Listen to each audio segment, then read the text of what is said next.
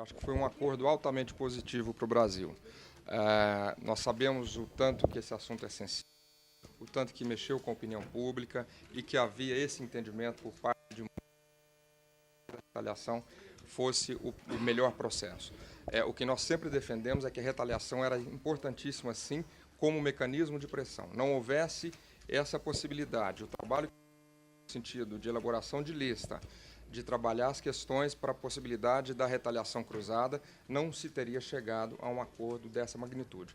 Eu considero o acordo altamente positivo, porque ele mexe tanto no programa de subsídios domésticos, quanto no programa de crédito à exportação. Ele traz metas, redução de prazos, no caso do GSM, redução de prazos de pagamentos, aumento de prêmio e uma limitação nos subsídios domésticos. Eu acho que esse período de 2 anos é altamente importante para que isso seja consolidado, uma vez que o executivo americano não tem autonomia para mexer nesses programas sem o Congresso. Então eu acho que esse é o caminho possível e o melhor caminho que poderia ter sido adotado. E o fundo? O fundo faz diferença para o agricultor brasileiro? Sem dúvida nenhuma. Eu acho que nós temos algumas atividades importantes no fundo. Nós lamentamos a impossibilidade da pesquisa, porque ela foi limitada exatamente pela fonte de recursos, que é o CCC, Commodity Credit Corporation. Mas nós temos ações importantes que podem ser executadas, por exemplo, combate a pragas e doenças. Então, nós temos já um projeto bastante ambicioso no combate ao bicudo, que é uma praga que traz muitos prejuízos. O produtor gasta anualmente mais de $150 por hectare no combate dessa praga, e nós poderemos intensificar esse combate. Nós temos a possibilidade do marketing institucional do algodão, ou seja, o marketing que vai promover o uso de algodão, principalmente quando se compara o consumo de algodão com o consumo de fibras sintéticas.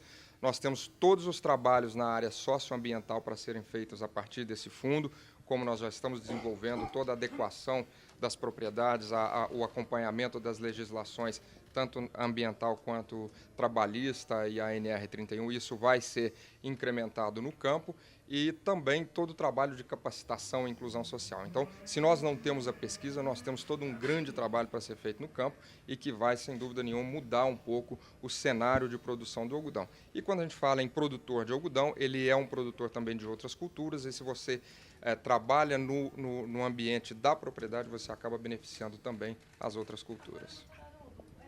O acordo é negociado com o executivo norte-americano, mas quem tem que votar a Farm-Bio é o Congresso americano, e o próprio executivo disse que tem uma limitação para negociar isso com o Congresso. Vocês acham que em 2012, de fato, vai haver uma retirada integral desses subsídios? Não, eu acho que primeiro que não é retirada integral, porque subsídios existem em todos os países. O que existe é um nível de legalidade acordado dentro da OMC. Então, é importante que se traga esses subsídios para o âmbito da legalidade, ou seja, que não sejam distorsivos ou menos distorsivo possível.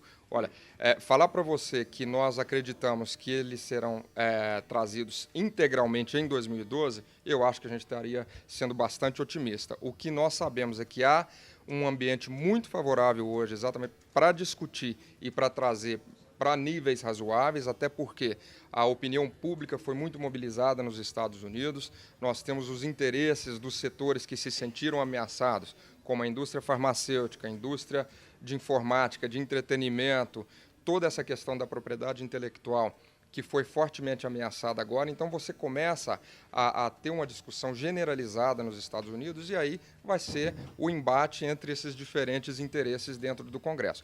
Nós, por exemplo, vimos recentemente as críticas a esse fundo brasileiro, que eu acho que foram fantásticas, porque mostra exatamente o americano está numa ilegalidade, ele não cumpre, e para se preservar o direito de continuar subsidiando, eles chamaram de subsidiar o produtor brasileiro, mas na verdade eles estão indenizando por uma atitude errada que eles têm. E isso, sem dúvida nenhuma, desperta na sociedade um sentimento muito negativo, ou seja, o meu dinheiro está fazendo isso e agora, além de tudo, eu ainda tenho que bancar um custo lá fora. Então, eu acho que cria um ambiente altamente favorável para algumas mudanças significativas. O dinheiro desse fundo sai do bolso desses agricultores? Não, eu não sei a fonte da Commodity Credit Corporation, isso deve vir do Tesouro Americano, vem do Tesouro Americano, porque é uma fonte que nunca foi usada a níveis tão altos. Os americanos têm uma limitação de até 50 milhões de dólares para uso em caso de compensações em acordos comerciais ou em contenciosos, e esse valor foi 3 vezes acima desse